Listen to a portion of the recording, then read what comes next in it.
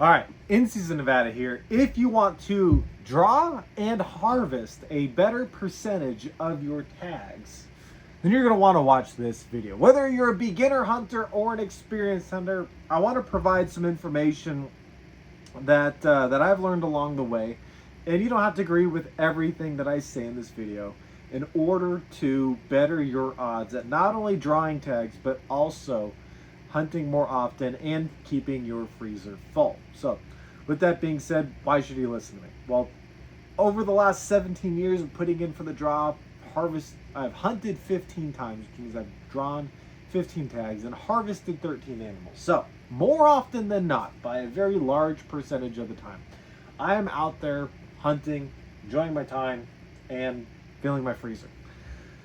And over the years, I've ran into a lot of different people.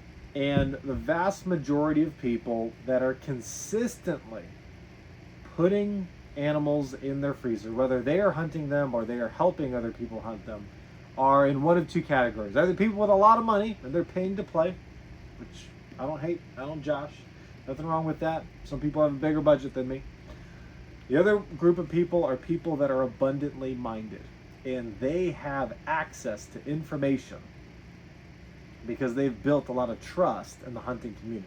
So, I'm going to explain to you the difference between a deprivation mindset and a conservation mindset, right? Deprivation mindset says we're going to put a limit on turkey hunting. You got to apply for a tag in order to get a turkey tag, right?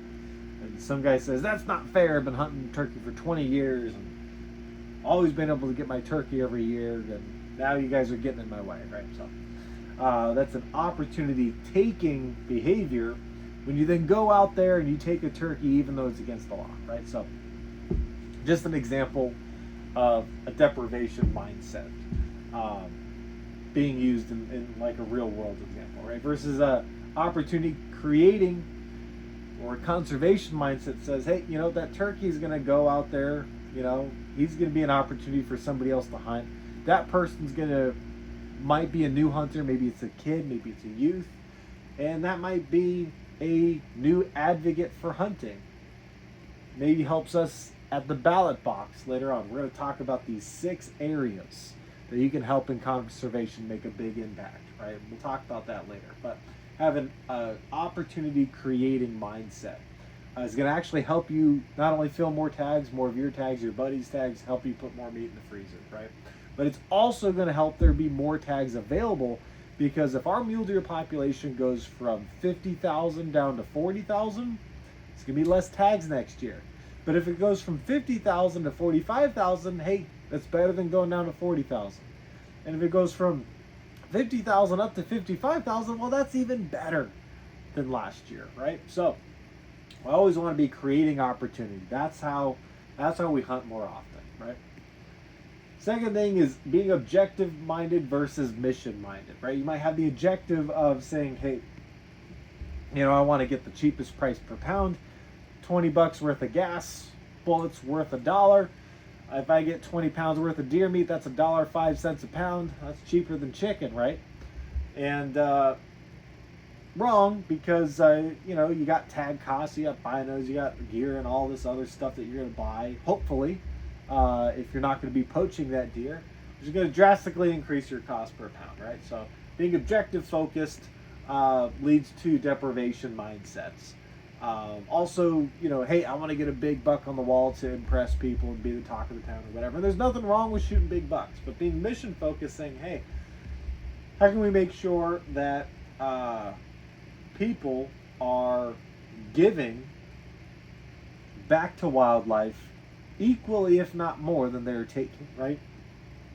How can we make sure that the next generation is sustainable in their hunting? How can we make sure that we pass on this knowledge to the next generation, right? And so being mission focused will not only create opportunity, but it'll support all the other reasons why we do what we do as conservationists, right? So having a mission versus an objective, it'll help you connect with more people, because your objective is just your particular goal, and nobody cares about your goal. Nobody does. But people can get behind a common mission, and if the overflow from that mission helps you, there's nothing wrong with that. So, being mission focused will help you connect with more people. Bullying versus learning, right?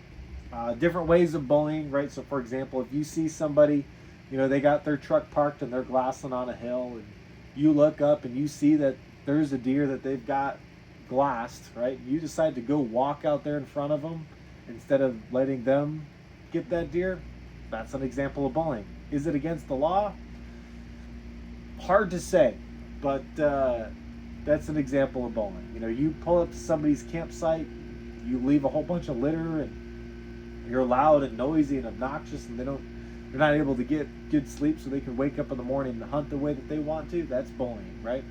Somebody wounds a deer, and instead of helping them track it and teaching them why they wounded it and what they could have done better, instead you bully them and you go, oh, well, you shouldn't be a hunter because you're just going to keep wounding deer. Bullying versus learning, hey, you wounded that deer, you could have used a different bullet. Or, hey, I noticed you wounded that deer.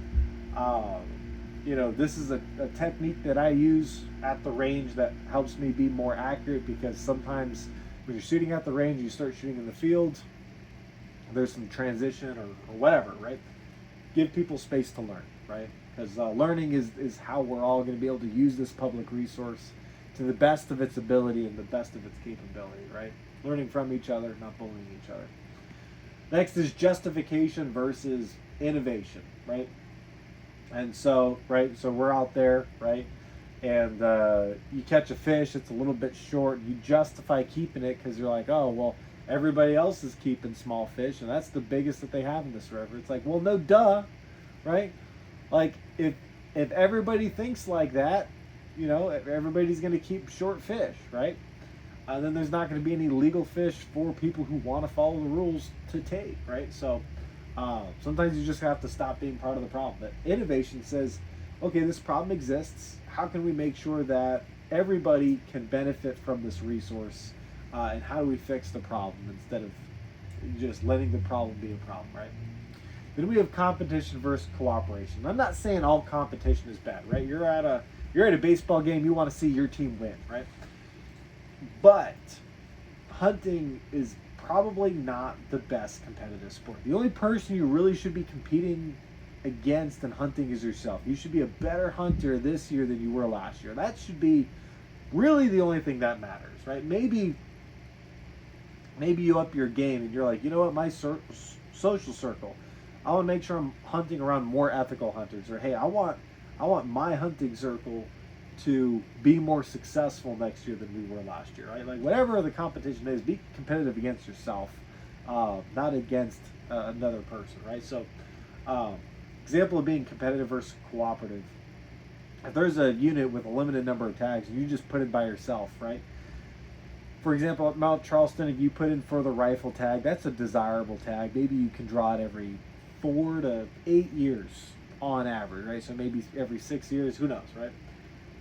But if you are cooperative and you say, hey, Hunting World, if you volunteer at a wildlife conservation event that WIN hosts, WHINLV.org, shameless plug, and you draw that tag, you show up and you help put in some habitat that helps us create more mule deer next year versus last year, I will personally seek to it that you get a mule deer. Like, we will go out there together, we will hunt as a team, and we're going to have fun and not be competitive against each other.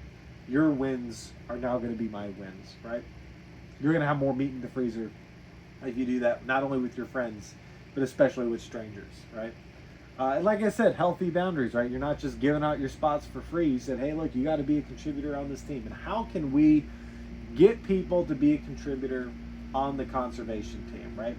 Really, how I measured at the end of the day is, have I created more than I take, right? Have I created more opportunities than I took, right? So if I took, 50 pounds worth of striped bass meat, right? If I took, 20 pounds worth of duck meat, maybe 10 pounds worth of jackrabbit meat, maybe I harvested a deer, right? How can I make sure that what I have done in my conservation work will outperform uh, what I've taken from the resource, right? And if I do that, and then I advocate for other people to do that, there's a chain reaction. Hopefully, one day we have maybe an era of hunters who believe that you should be required maybe to do to volunteer at a conservation event in order to even apply for tags. Maybe that'll be an innovation that comes up because of the problems that we deal with in wildlife habitat. But with that being said, something that you can do, probably at the top of the list in certain areas, is predator control. For every mountain lion, bobcat, coyote that are out there, right?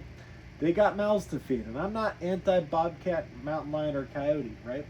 I'm totally pro people harvesting them, using their pellets, eating them. In case you don't know, there's great meat on them, right? So, but it's just less mouths to feed, and then you end up with a better, population the next year, right? Next thing is water and habitat, right? Nevada primarily has water issues. We have issues with wild horses eating and competing for habitat with mule deer. So if you create more water, right, to the point where it doesn't matter because there's such an abundance of water that's available for them, there's going to be better habitat, there's going to be more animals out there. And they're going to be able to evade predators better if they have better habitat. Next thing is trophy versus meat hunting, right? Nothing wrong with hunting just for meat. Nothing wrong with taking a nice trophy, as long as you're, of course, not wanting and wasting on that meat that you're harvesting. But what I would encourage you to do is use the entire animal. And if you hunt for meat, there's a big complaint about gaminess or bad flavor when it comes to wild harvest animals. And I would encourage you to up your cooking game. Like, get so good at cooking that people are literally looking forward to you going out hunting, because they're so interested in what it tastes like. That's going to help you kill a lot more animals, because you're going to have more people supporting you. Because I can tell you what, this number over here, this commitment thing, I'm committed to my family, I'm committed to my child, right? Those two come over my hunting hobby. However, those people support my hunting hobby because I'm a good cook, right? So we'll talk about commitment in just a second. The next problem that you can help out with is budget. Wildlife agencies and conservation groups that are nonprofit related are at the bottom of people's priority list when it comes to financial contributions. Yet, we have the biggest direct impact in creating hunting opportunity for next year and the years to come. So, how can we justify asking for more of that budget, right? I'll understand that guides are going to get a certain amount of people's budgets as well, but guides aren't even at the top of the totem pole. You know who's at the top of the totem pole at people's budgets? Gear companies, right? Everyone wants to talk about rifles. Everyone wants to talk about ammo. Everybody wants to talk about backpacks, trucks, you name it. Anything that is related to hunting, people will talk about and try to sell you, right? However, if we can find a better way to source things for people and get people involved in hunting that is more budget friendly, helps us out politically when we have more hunters, but it also helps people justify spending more money to improve habitat and water resources in the state. Also, there's other ways to be involved in commitment. You can be committed to veterans, and you can be committed to helping veterans get access to hunting. You'd be committed to law enforcement or committed to first responders. You could be committed to youth. You could be committed to retirees. Or you could be committed to those who are disabled and unable to hike, right? Who are wheelchair bound, maybe help them get into a blind. Whatever your commitment is, it will help you, and it will help the community as a whole if you get the right people involved in your hunting hobby, right? The last thing on this list is politics, right? the more hunters there are, the more power we have at the ballot box, right? And there are a lot of decisions that are made by wildlife agencies that are politically motivated. Sometimes biology suggests one thing, but voters suggest another thing. And these wildlife agencies have to maintain political correctness over biological correctness, whether you like to admit it or not. So, the more power we have as hunters to influence the ballot box in the right direction and influence our politicians and say, hey, let's do what's right for wildlife instead of doing something that makes people feel good, right? We will win as hunters, as fishermen, as outdoorsmen, as sportsmen in general. When we recruit new people and we don't bully them, right?